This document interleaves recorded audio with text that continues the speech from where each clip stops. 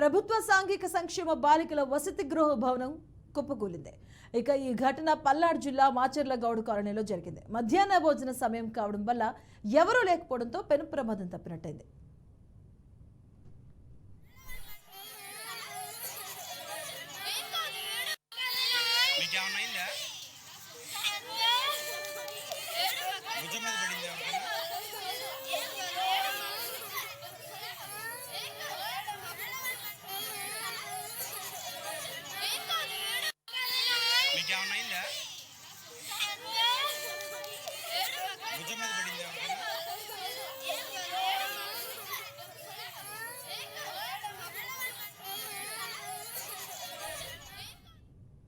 పల్నాడు జిల్లా మాచర్లలో ఘటనకు సంబంధించిన బ్రేకింగ్ న్యూస్ చూస్తున్నాం. ప్రభుత్వ సాంఘిక సంక్షేమ బాలికల వసతి గృహ భవనం గోడ కూలినట్టుగా తెలుస్తూ ఉంది.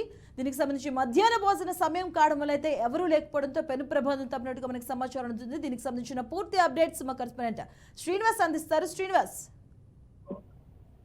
మధు, పల్నాడు జిల్లా మాచర్ల పట్టణంలో ఈరోజు ప్రభుత్వ సాంఘిక సంక్షేమ శాఖ బాలికల వసతి గృహానికి సంబంధించినటువంటి గోడ కూలిన ఘటన నమోదు కావడం జరిగింది.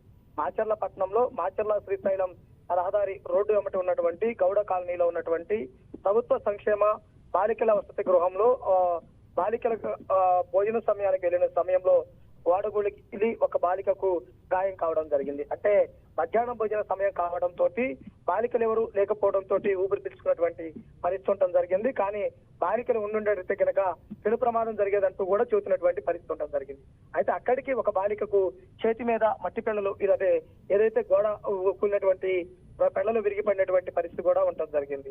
అయితే భోజన సమయం కావడంతో బాలికలకు ఎటువంటి ఇబ్బంది కలగకపోవడంతో ఊపిరి పీల్చుకున్నారు. ఈ ఘటనను చూసిన తర్వాత బాలికలు కూడా ఊరున ఎలిపిస్తున్నటువంటి పరిస్థితి కూడా ఉండటం జరిగింది. అయితే గత కొంతకాలంగా ఆ శిథిలావస్థకు చేరుకున్నటువంటి ఈ భవనాన్ని మార్చాలని విద్యార్థి సంఘాలు చెబుతున్నా గానీ వీళ్ళు పట్టించుకోలేదంటూ కూడా ఆరోపిస్తున్నటువంటి పరిస్థితి ఉంది. కానీ ఆ విధంగా కాకుండా చూసుకున్నట్లయితే కనుక ఈ సమ్మర్ తర్వాత మారుస్తామంటున్నటువంటి పరిస్థితి ఉండడం జరిగింది. కానీ అనుకోకుండా ఈ రోజు జరిగినటువంటి ఘటనకు సంబంధించి కూడా ఉపాధ్యాయ సంఘాలు అదేవిధంగా విద్యార్థుల తల్లిదండ్రులు కూడా ఆవేదన వ్యక్తం చేస్తున్నారు. బాలికలకి ఏదన్నా అడిగితే కనుక ఇబ్బంది పడే వాళ్ళని కూడా చెబుతున్నటువంటి పరిస్థితి ఉంది. అయితే ముఖ్యంగా చూసినట్లయితే కనుక ఇటువంటి భవనాలపై ప్రభుత్వ శాఖ దృష్టి సారించి అలాంటి లేకుండా దూరంగా ఉంచాల్సినటువంటి అవకాశం ఎంతైనా ఉన్నట్టు కూడా చెబుతున్నటువంటి పరిస్థితి ఉండడం జరిగింది. ఇప్పటికైనా ప్రభుత్వ బాలికలు బాలుర వసతి గృహాలకు సంబంధించి సరైనగా ఉంచాలంటూ కూడా చెబుతున్నటువంటి పరిస్థితి ఉంది. Right, thank you Srinivas.